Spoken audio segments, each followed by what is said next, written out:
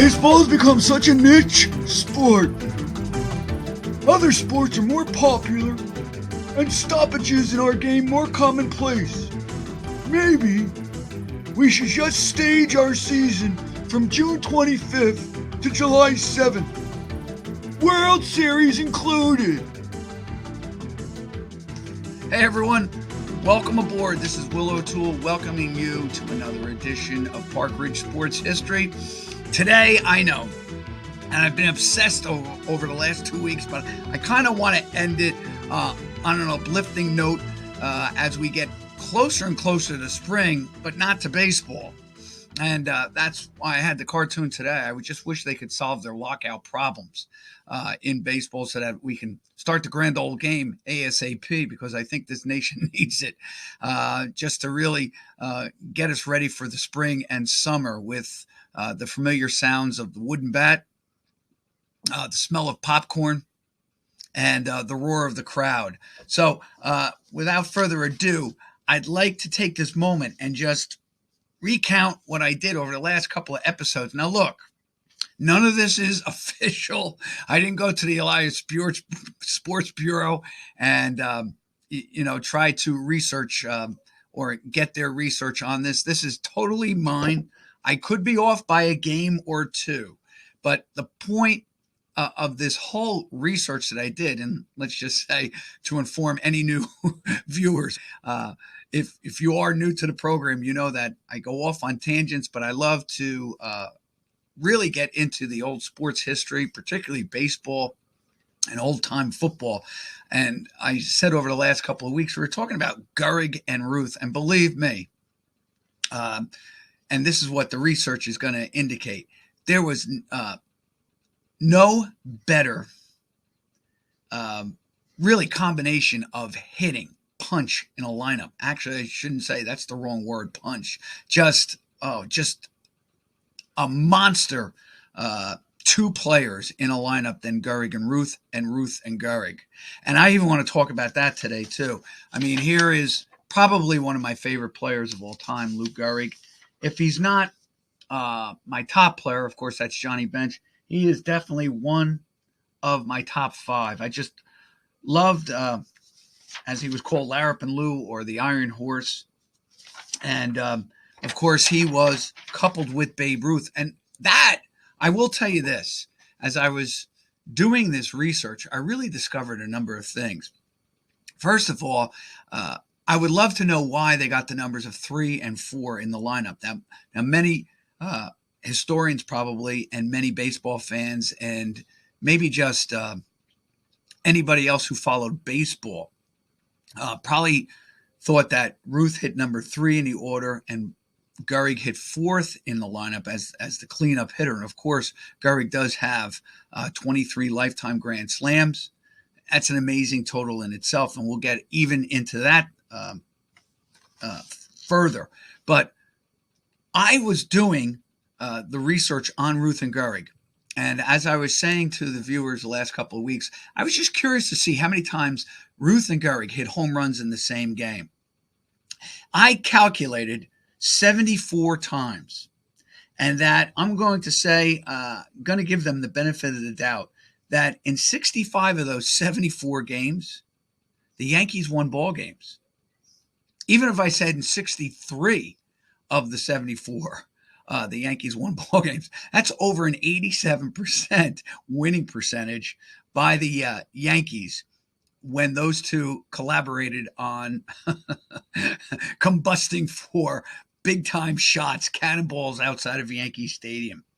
And then I was thinking, all right, do they have the all-time record? And as I told the viewers at home, and look, once again, I have to probably be redundant on this, but I just want you to approach the show that we're just having a couple of beers and a hamburger after a weekend Warrior softball game that we've won, and now we're just talking all things sports, and things just come off the top of my head, and I go, off on tangents, and you'll see I'll do that quite a bit. But I want to stay focused on this, hopefully today, and that was that Ruth and Gehrig, 74 times I calculated, including a couple of times in the World Series, including that 1932 game with Charlie Root and the Chicago Cubs, when Ruth, and I do start I am really starting to believe this about Ruth.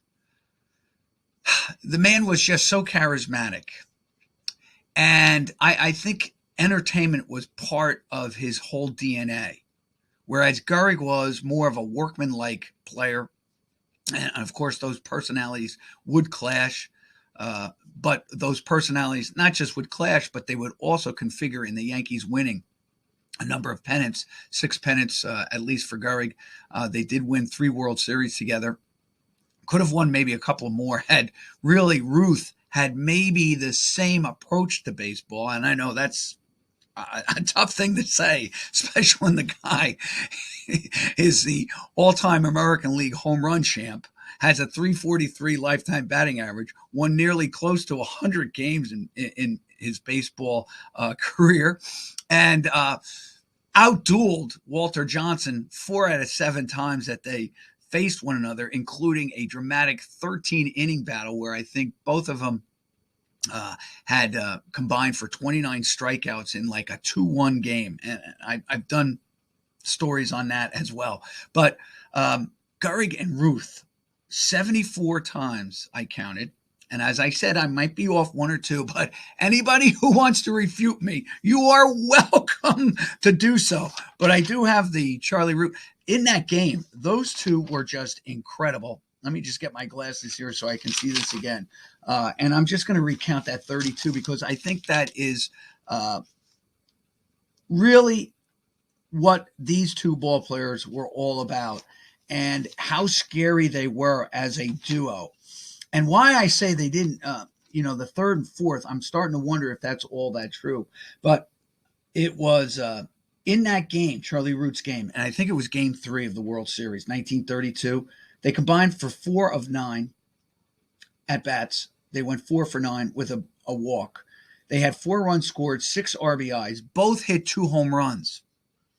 And they probably would have had more RBIs. I will tell you this, just from doing the research, and this is what I'm starting to think about with Ruth and Gehrig and their manager, Miller Huggins, who, upon further investigation, and I kind of knew this, but Huggins does die early, and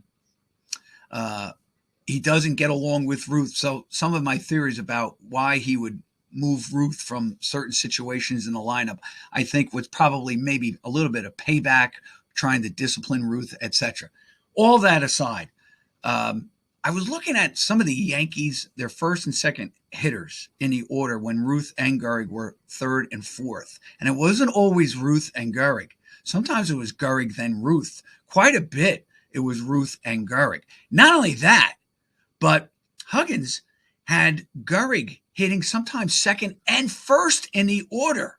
And this isn't really out of the realm because when I was doing Aaron and Matthews, I was amazed how many times Eddie Matthews hit leadoff. And we're going to talk about that as well. And of course, Mays would change in the order as well as his career progressed. Leadoff hitter, sometimes a cleanup hitter, 3rd in the order, 2nd in the order. Probably, if you look, and again, this is all anecdotal, I would probably say that Mays was probably most effective. I'm even going to say this. He was probably most effective in the 3rd spot. But if you probably talk to any manager, they would have led him off because of, his 5 tools, particularly on offense: speed, power, hitting for average. And of course, as I recounted in a previous episode, it took Mays. He's the oldest player ever to lead the major leagues in base on balls. And he did that at the age of 40 in 1971 when he had like 140 walks. Did he have 140 walks? I'll take a look at that. I'm pretty sure. But he changed his whole game for that one season. And as I have stated before, it's almost as if Willie Mays was doing that to give himself one more shot. Let me just tell you, I'll just get it official. 112.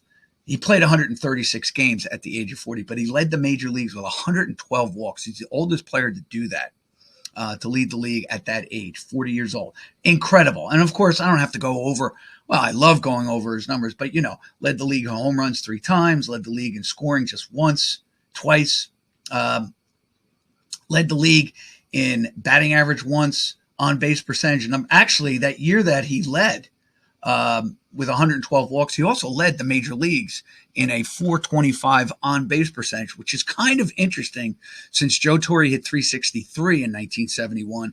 And you do have Aaron hitting 47 dingers. I hate that term. 47 homers, and Willie Stargell hitting 44. And I'm sure they got a ton of walks, Stargell and Aaron, those 2 years. And I'll even look that up. Anyway, let's get back to the point. Gehrig and Ruth really didn't hit third and fourth as much as you would imagine. And in fact, Gehrig hit in different spots, and I was amazed how many times he hit second in the order. All right, let me just get a picture of Gehrig. Here's Gehrig's swing. And of course, I don't have Babe Ruth. I gave away those pictures to the kids I teach. I love showing those. But of course, Ruth had a really cool stance in a lot of ways. If you take a look at the highlight films, it's almost like he ran up to the ball as if you were playing softball and unleashed full force on that ball. And of course, it worked for him. Now, the other guys I want to talk about, and of course, I've talked about Mays and McCovey. Mays and McCovey were an interesting, and I'm going to say this.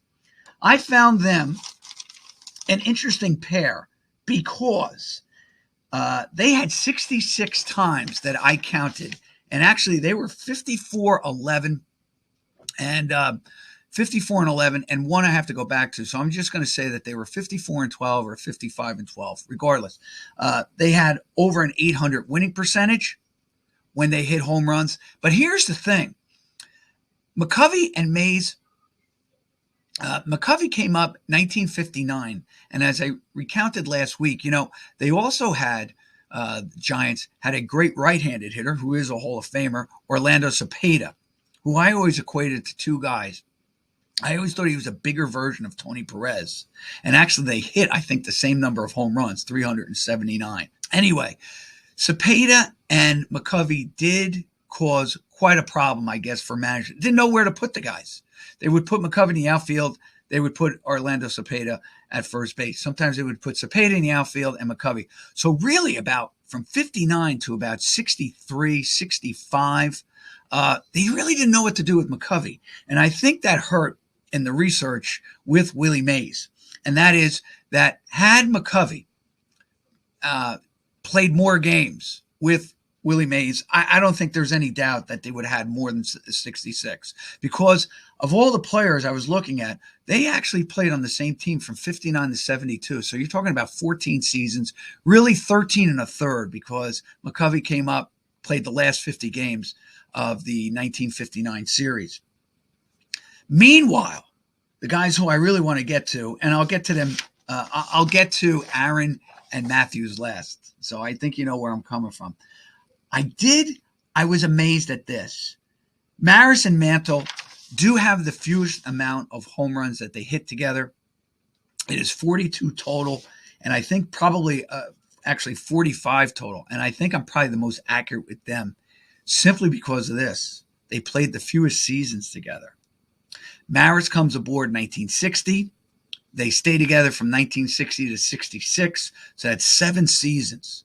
Meanwhile, you have McCovey and Gehrig with Ruth, and they are together. Well, really, when I think about it, Gehrig and Ruth are together from 25 to 34, so you're talking about 10 seasons. Really not as much as that because, like McCovey, Lou Gehrig played only a few games in his first 2 years. And then, of course, the Yankees finally commit to him. They were probably the most difficult to do simply because Gehrig played every game. And I will tell you this. They were definitely the most lethal, not because they had arguably the most home runs together as a group, and not because they totaled over 1,200 home runs together. But if you take a look at the individual box scores with those two players, I even mentioned this on last week's show, the amount of triples and doubles that they hit collectively in games, was not surpassed by the other trio I did, or the three groups I did. All right. They were just together a beast of a machine. And I really believe this. I think if the Yankees had, I know this is hard to say because they had some good players on those teams. They had Dickey and they had Bob Musial. They had Mark Koenig. But I'm telling you right now, Earl Coombs, they had some good players, but it was like they were just obviously light years ahead of their peers on that team. And I was looking, and again, this is anecdotal. This is going through mounds and mounds of box scores and just really focusing on Gehrig and Ruth, Mantle and Maris, etc.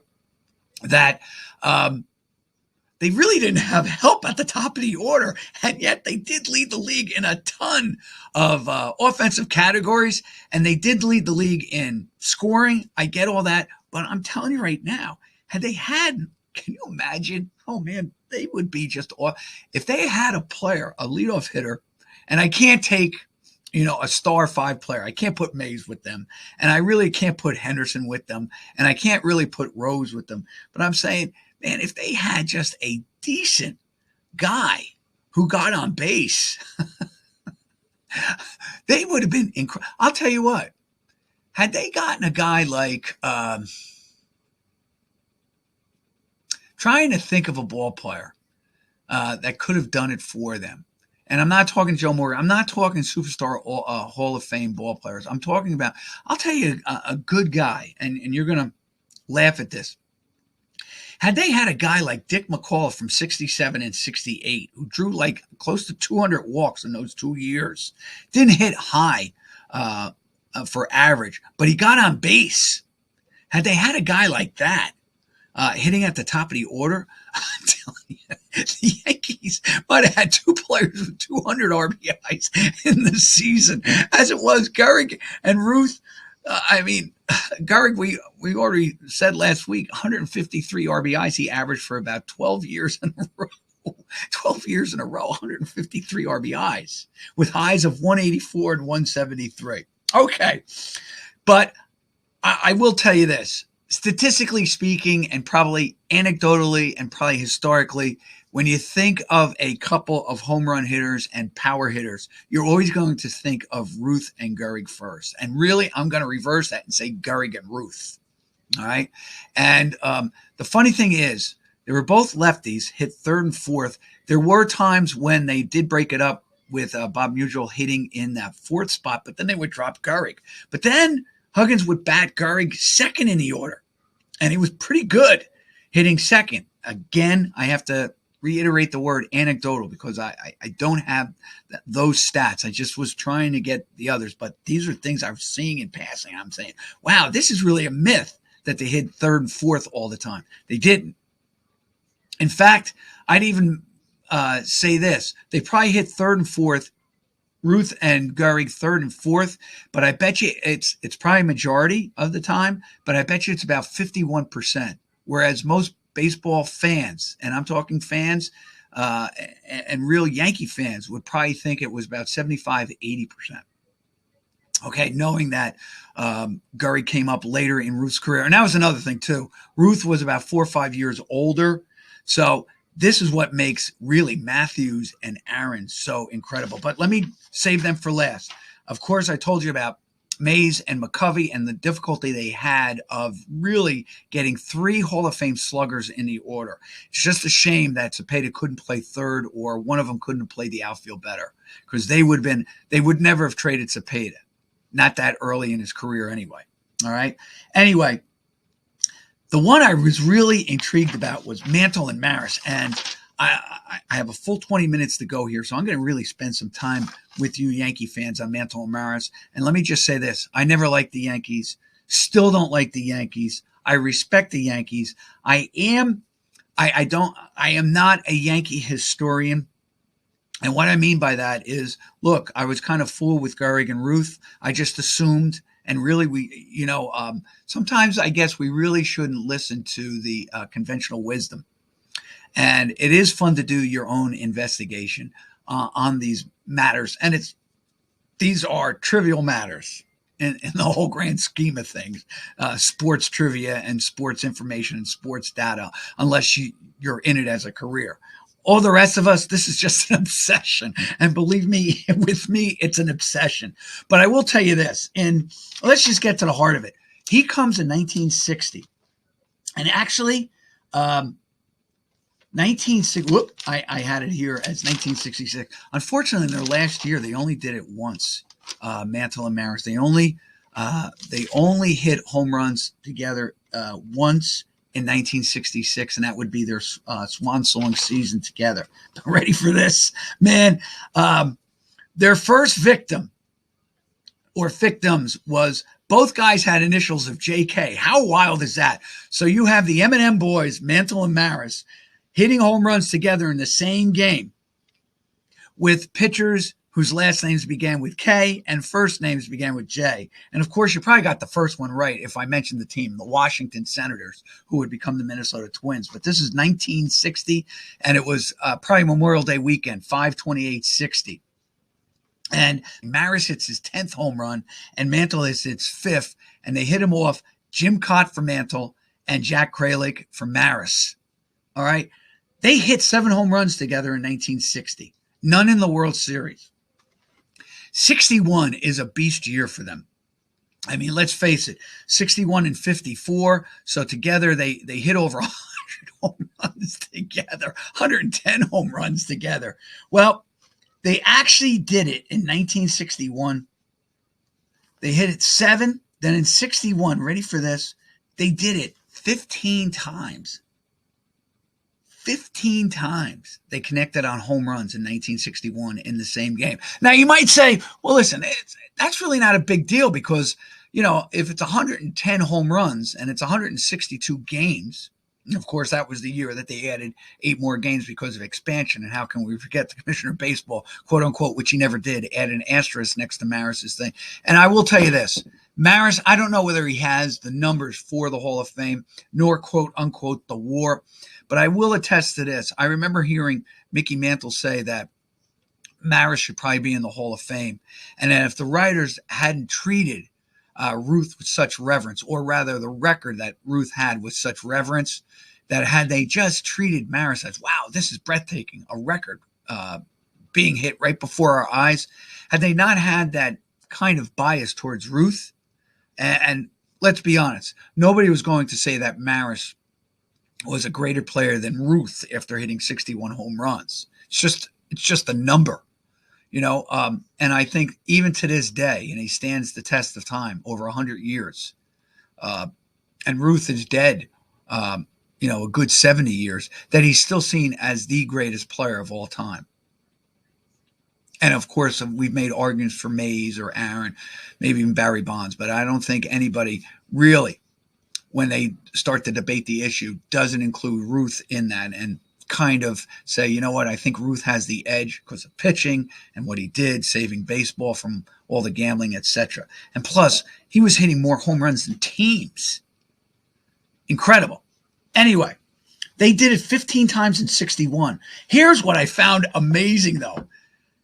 And again, you can say, well, that's because, they had so many home runs together and stuff. But ready for this? From 7/13/1961 to 7/19, they took turns hitting home runs in games. Now, you might not think that's incredible, but they Mantle and Maris connect against the White Sox. Mantle's 16th and Maris's 34th on the season. It was their 30th time that they hit home runs in the same game. Then, ready for this, on 7/13, then 7/14, Mantle hits a home run. Then Maris hits a home run 7/15. Then Mantle hits a home run 7/16. Then Mantle hits another home run 7/17. Then Mantle hits 2 home runs on 7/18. And then in 7/19, he hit games. So they went back and forth, and really it's a testament to the fact that these were 2 monster hitters. And again, I can't think of another name, and it's alliterative at this point. Monster hitters, monster mashers, Mantle and Maris, the M&M boys. And they just did it consecutively like that. And that wasn't the first time. There were other years where I saw them during this time. And I do have it where, ready for this, it was in 61 again, 9-8. It might have been 19. Yeah, it was Maris, then Mantle, then Maris, and then Mantle again. And this was later in that year. I think it was 9-8 to 9-11 in September, where they went back and forth. And I'm sure that if you're a big Yankee fan and you were alive for that 61 chase and you were aware of what was going on, you probably do recall that it seemed like, hey, every day each guy was trading home runs. To be fair, ready for this, Maris on 8-11 had 42 home runs. Mantle had 44. Ready for this? Maris at one time. Well, I can't say that. I can't really say that Maris ever led him by a ton. But from 8-11 till the end of the year, I mean, Mantle hit 10 home runs in the last 30 games of the year, right? Maybe 35 games. And he hit 19. I mean, that's incredible. And it doesn't end there because in 62, Mantle and Maris. So this is 61. Then in 62, they do it 3, 4, 5, 6, 7, 8, 9. They did it 9 times in 162 games. Basically, you know what? When you think about it, if they did it 15, 9, 24 times in a total of 324 games, regular season games. Let's just take one out, okay? So they did it 23 times in 324 games. Basically, you're talking about maybe one every 11 games, once every 2 weeks, they're hitting home runs in the same game. Oh, and by the way, the Yankees in the 45 games that these guys played won. Ready for this? The Yankees won an amazing amount. They were 39-6 in the games that Mantle and Maris hit home runs together. And I will even say this, as I keep really talking about Mantle and Maris. The 1963 team stunk. And so did the 62 team. How those two teams for the Yankees actually won, I blame it on their rivals in the American League. I was looking at the 63 team. If you take a look, their offense was not that good. I know they hit tons of home runs between 61 and 64. They had Elson Howard. They had an aging Yogi Berra. They had Blanchard. They had a couple other players, maybe Clete Boyer, who'd give you 15 home runs and all the rest of it. They had Joe Pepitone, right? 25 home runs. They did lead the league with over 200 home runs in 61, excuse me. They were really not good teams, though. And what I mean is, yes, it was really remarkable how many games they won in 63. In 63, I was amazed, guys, how many they won. I'm just using baseball reference here, guys, real quick. And I apologize here. Because in 63, what the Dodgers did to the Yankees, I was looking at this. The Yankees scored 4 total runs or 5 runs in the World Series. Ready for this? The Yankees in the World Series, they lost 5-2. Then they lost 4-1. Then they lost 1-0 to Don Drysdale. Actually, Jim Bouton was on the losing end of that game. And then in game 4, which they swept them, Koufax wins his second game. He wins 2-1. He beat Whitey Ford, who lost twice in the series. The Yankees scored a total of 4 runs in the 4 games. To me, that was really not a surprise as I go back. Yeah, probably before I did all this research, I would be like, wow, I'm really surprised. The Yankees won 104 games that year under Ralph Houck.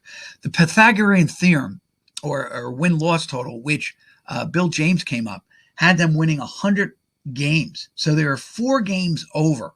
Think of that as a war, wins above replacement for Ralph Houck, okay, to a certain extent. They scored 714 runs. I'm not saying it's not a potent offense. What I am saying, though, is I was amazed because I saw so many games where the Yankees would score fewer than 3 runs. And of course, this was during the height of really pitching and a low end of baseball scoring and all the rest of it. I get all that. I just want to see if the Yankees did lead the league in runs, 4.4. But when I tell you, and I know that it's becoming more anecdotal, they had a lot of games where they would score 15 runs, but they had a ton of games where they couldn't put, anything across. It was really unbelievable. They do win.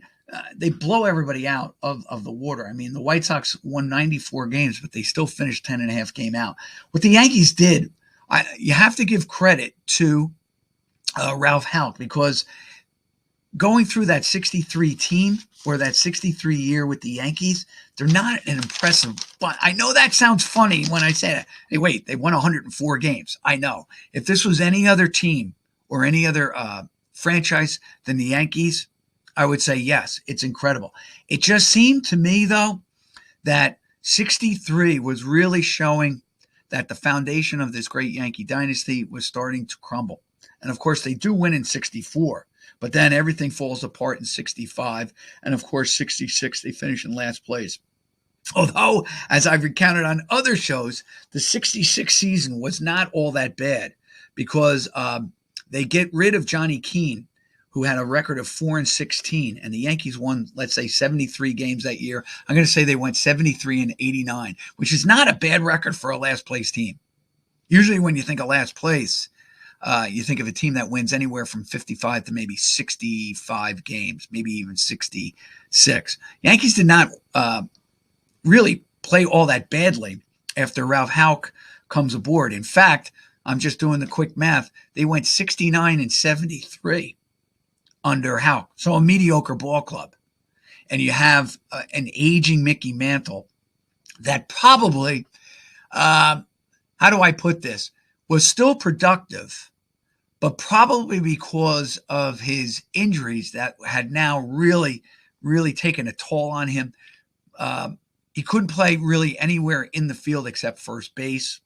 Yes, he did play the outfield, but, he's maybe a shell of the player, and probably maybe hindered the development of other players, although this was the joy of those Yankee teams in the 70s when you have Horace. And listen, they made the major league, so I'm not making fun of Horace Clarke, but I think of the players that they did have, Jerry Kinney and Gene Michael and Horace Clarke and Jake Gibbs, and they're replacing, the stalwarts like Maris and Mantle and Kubek and, even past guys, the Boyers, etc. You're not going in there with the same confidence as a manager when your lineup starts with Horace Clarke and your cleanup hitter might be Jake Gibbs. And again, I am not making fun of Jake Gibbs.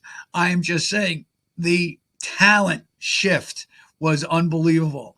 And it does. Listen, let's face it. There are some who are just great players, and there are just some players who get to the major leagues. And I'd love to be one of them, because those are few and short supply. But the Yankees do. In 63, they do win 100. But I'm telling you, really, that World Series was a true indication of the problems that Yankee offense had. And I know it would look really like a beast. They do lead the league in scoring. They average 4.4 runs per game in a down period in offense in the major leagues in the 60s. But it is an offense that is deceiving, where I said they would score 11 runs in one game, but then would go, I was looking at 3-4 games. I never even had to bother where they would score 1 or no runs. I'd never had to bother to take a look at the box score to see if there was home runs hit by both Maris and Mantle, because obviously with 1 run or no runs, nobody's hitting anything. And there was quite a few. And not only that, but it was consecutive. It wasn't like they would average, win 7-4, 6-3, 5-4, and then lose 1-0. They would lose 1-0. I think the Orioles beat them like 1-0, 1-0, and 2-1. All right. In the 60s. And I'm just using that, but I'm telling you that they weren't as good. And they were giving indications in 63 that the dynasty, the run was ending. and it was time to change. And no matter what Maris and Mantle did, even though they would lead them to pennants in 62, 63, and 64, it was really done. And by 66, as I said, really the Mantle-Maris barrage of home runs would come to an end as their last home runs together in the same game occurred May 9th, 1966, against Minnesota, which was the Washington Senators transplanted to Bloomington. And the guy who they hit it off, Jim Perry. I mean, how wild is all of this? You know, Jim Perry, Gaylord Perry's brother. I can't always remember. I think Jim Perry is actually younger than Gaylord. He might be older, okay, because his career he was a Cy Young Award winner in 1970, 24 and 16 with the Twins. I don't know whether he deserved it, quote unquote, with the war, but he was a very good pitcher. And very much like Gaylord, really a lot of decisions, really good players. Now, I just want a really good pitcher. And he was a number one a couple of years there for the Twins, just like Perry. Probably, though, if in the realm of things, they both would have made a great number two pitcher on an elite staff. I can't see Jim Perry superseding a Bob Gibson or a Tom Seaver, but I could see them being a great complementary pitcher to a Steve Carlton or a Clemens or, as I said, Gibson or Seaver. All right. That would be pretty interesting. All right. Let's get to Aaron and Matthews. First of all, they blew me out of the water. But then I had to take a look at something. And I said, you know what? Here's what Aaron and Matthews. Well, let me just get the numbers in. They actually led 76 of the four people I did, or the four groups that I did, four pairs that I did. I have them with 76 all-time home runs in games in which they both hit home runs. They were 64 and 12, a little bit lower than the Yankees if I took it as 63 and 9, a little bit higher than the Yankees if I took it as 63 and they would be below, but just by percentage points, okay, behind the Yankees in both, okay? They don't have the kind of beast games outside of the home runs that Ruth and Gehrig, like I said, they hit a ton of triples together. They hit tons of doubles in the same game together. To look at their box scores is just amazing, okay? But what I realized with Aaron and Matthews, they didn't have the same problems that the other three had. All right, McCovey and Mays took a while to get going because of Cepeda and where to put those three home run hitters. Giants solve it by sending Cepeda off to the Cardinals, where he has an MVP season in 67 and leads the Cardinals to the World Series. And now you have basically 67 to 72. And Mays and McCovey both had some injuries in 72. And of course, Mays is shipped off to the Mets. And I also did this. They didn't hit home runs. None of these guys hit home runs when they were on opposing teams, which is kind of amazing. But here's the thing with Aaron and Matthews. They were basically the same age. Now, Matthews came up before. Actually, Matthews does play in Boston in 53. And of course, people know this as a trivia question. He does make the first cover of Sports Illustrated. Probably this was another thing that helped them. Unlike Ruth and Gehrig, which were lefties, Mays and McCovey were lefty-righty, but they didn't hit in the same order. Aaron and Matthews were a lefty-righty punch. Of course, Mantle was a switch hitter. But they were basically the same age. And here's the deal. They stayed together from 54 to 66. So they have the most years together.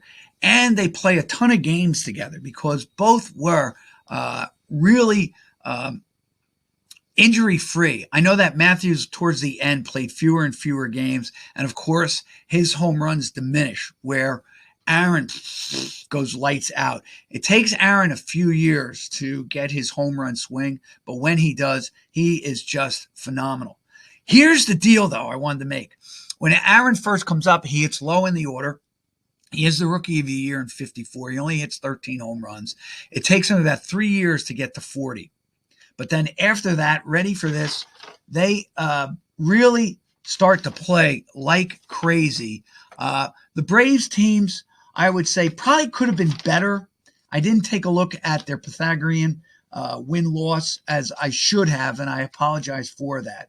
But put it this way, they had some years where they just started just really accumulating. Oh, by the way, I will tell you this. There are a number of times that Bonds and Aaron hit home runs together when I was doing it as well. But Matthews, here's the thing I was amazed at. Again, like Ruth and Gehrig, you would think, okay, if I were running the team, I would probably have Aaron as my third hitter and probably Matthews hitting cleanup. Matthews actually, for a time late in his career, I think it was 65 and 66. Let me just see if I can get that here real quick. Matthews hits leadoff. All right, 1964, he had 12 leadoff home runs. He had 23 total that year. And unfortunately for them, in 64, they only connect 3 times. But Matthews, for some reason, was put in the leadoff spot and really committed to that as a hitter. He does. Both of them do draw a ton of walks, so they are reliable on that. But if you're judging the two, you would think, all right, let's put Aaron as the leadoff guy. Many times Aaron would hit second. There was one year there, I'm going to tell you this. I'm going to do further investigation as I'm running out of time here.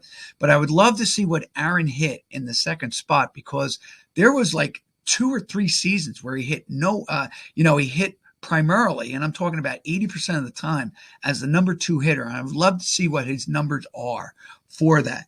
But as far as this total is, unofficially, I have Eddie Matthews and Hank Aaron, or Aaron and Matthews, with 76 home runs hit in the same game as a pair of sluggers, followed by Ruth and Gehrig at 74, McCovey and Mays at 66, Maris and Mantle in those 6 years together with 45.